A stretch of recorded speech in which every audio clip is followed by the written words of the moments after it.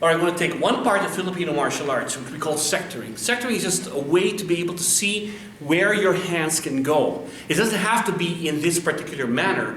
You're going to have to be able to do it also when it's empty hands or when you're in the ground. Every time you see a sector, there are different paths that you can enter on and then make a technique. Now, we're going to use the idea of disarm. Now, when we talk about disarm, the disarms I know is, you hit the hand, disarm is over.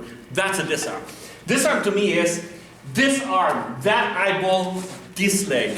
That's the disarm. Hitting and hitting and hitting. But in the training process, by having a sector, when I make this crisscross patterns, I have 4 sectors I'm going to go with right now.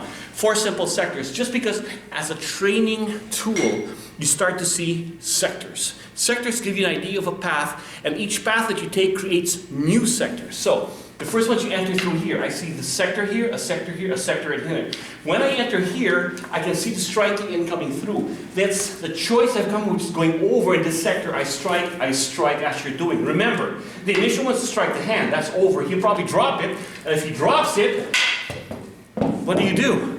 That's why the motion that you see for the sectors, whether it's the enter here, strike there, and strike here, can also be if he drops it, is now the sector comes out to a strike. It's no longer the hand.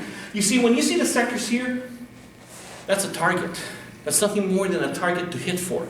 Sectoring of shooting, I go in here, I enter through here, I strike that target, I strike that target, I strike that target.